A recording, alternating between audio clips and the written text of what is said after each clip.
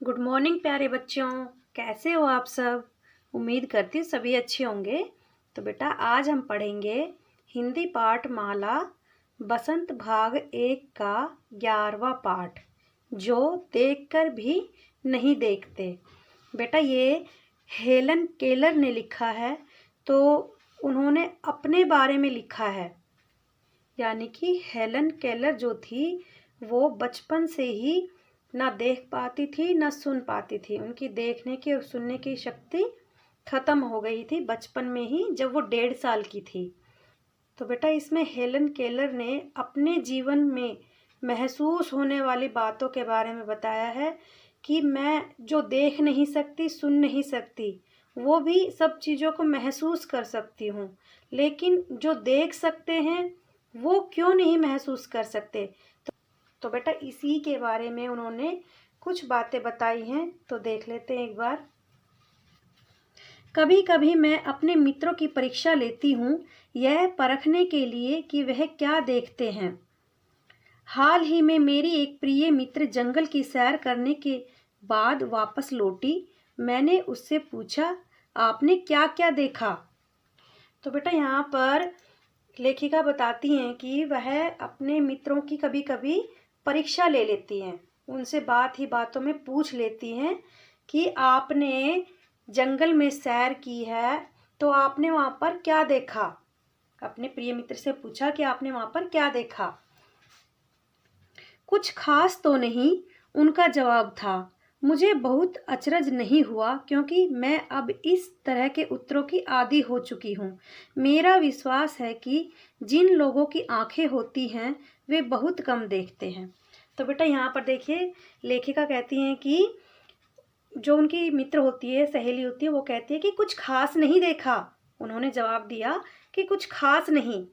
तो लेखिका को अचरज नहीं हुआ, उनको आश्चर्य नहीं हुआ कि क्यों कुछ खास नहीं देखा।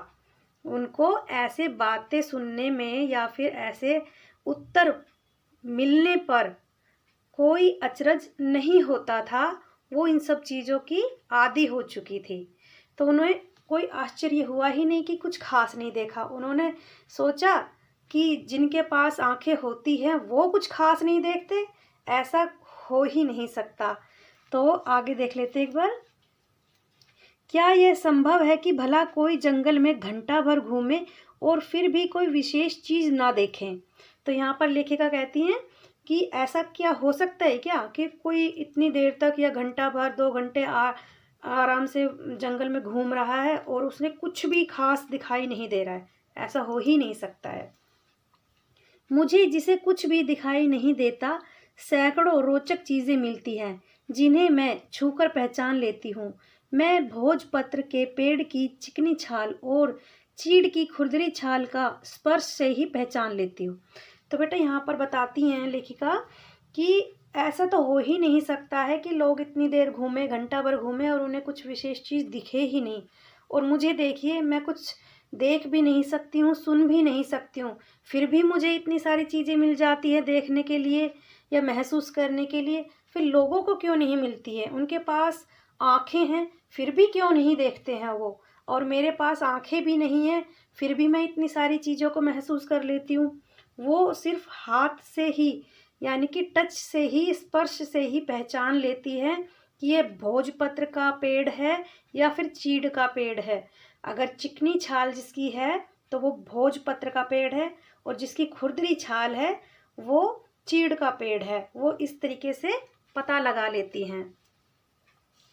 बसंत के दौरान मैं टहनियों में नई कलियां खोजती हूँ। मुझे फूलों की पंखुड़ियों की मखमली सतह छूने और उनकी घुमावदार बनावट महसूस करने में अपार आनंद मिलता है। तो बेटा यहाँ पर लेखिका बताती हैं कि जब वो स्पर्श करती हैं फूलों की नाजुक पंखुड़ियों को, मखमली उनकी पंखुड़ियों को जब वो छूती हैं, तो जो उसकी घुमावदार बनावट होती है उसको छूने में लेखिका को बहुत ही ज़्यादा खुशी मिलती है, बहुत ही अपार खुशी मिलती है उनको। इस दौरान मुझे प्रकृति के जादू का कुछ एहसास होता है। कभी जब मैं खुशनसीब होती हूँ तो टहनी पर हाथ रखते ही किसी चिड़िया के मधुर स्वर कानों में गूंजने लगते हैं। तो बेटा यहाँ पर लेखिका बताती हैं कि जब वो प्रकृति को महसूस करती हैं, फूलों को महसूस करती हैं, उनको छूती हैं, स्पर्श करती हैं, तो वो अपने आप को एक बहुत खुशनसीब मानती हैं। और जब वो किसी टहनी पर हाथ रखती हैं, वहाँ पर कोई चिड़िया बैठी हुई होती है, तो वो जैसे ही छूती हैं उनको, तो वो चिड़िया बोलने लगती है अपने मधुर स्वर में। तो वो जब चिड़िया की ची ची की आवाज़ गूंजती है तो वो लेखिका को बहुत ही ज़्यादा पसंद आती है। अपनी उंगलियों के बीच झरने के पानी को बहते हुए महसूस कर मैं आनंदित हो उठती हूँ। मुझे चीड़ की फैली हुई पत्तियाँ या घास का मैदान किसी भी महंगे कालीन से अधिक प्रिय है। बदलते हुए मौसम का समा मेरे जीवन में एक नया रंग और खुशियाँ भर जाता है। तो बेटा यहाँ पर लेखिका बताती हैं कि जब वह पानी के बहते हुए झरने में अपनी उंगलियां डालती हैं, हाथ डालती हैं, तो जो उंगलियों के बीच में से पानी निकलता है ना, तो वहाँ पर जब वो स्पर्श करके उसको महसूस करती हैं तो उसको अपार अनुभूति होती है आनंद की। उनको बहुत ही ज़्यादा खुशी मिलती है ये सब चीज़ें करने में। और उनको चीड़ की पत्तियाँ, घास जो फैली हुई होती है ज़मीन पर, उनको वो इतनी प्यारी लगती हैं, इतनी अच्छी लगती हैं कि कोई महंगा कालीन या कारपेट भी इतनी अधिक खुशी नहीं दे सकता जो उसको प्रकृति की ये घास, चीड़ वाली पत्तियाँ, इन पर महसूस करके उनको जो खुशी मिलती है वो किसी महंगे कालीन या कारपेट से नहीं मिलती।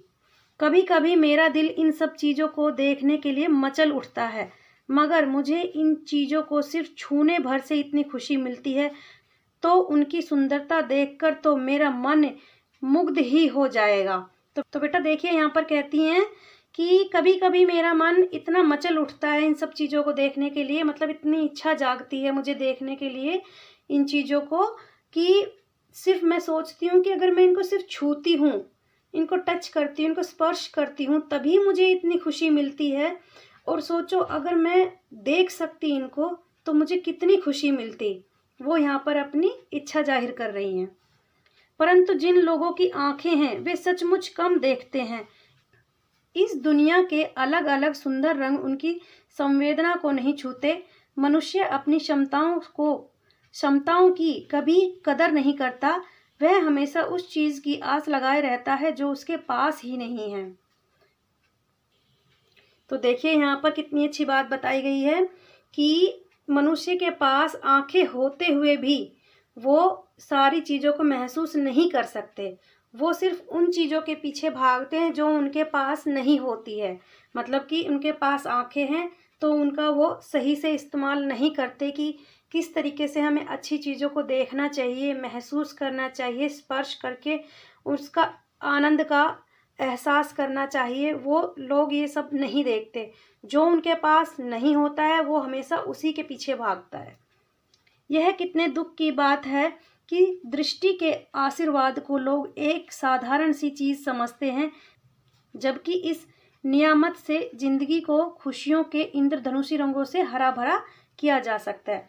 तो यहाँ पर बताती हैं लेखिका कि ये कितने दुख की बात है, कितने आश्चर्य की बात है कि जो प्रकृति ने हमें इतना बड़ा आशीर्वाद दिया है, प्रकृति ने इतनी अच्छी अच्छी चीज़ें हमें दी है, तो लोग क्या है कि उनको महसूस नहीं करते।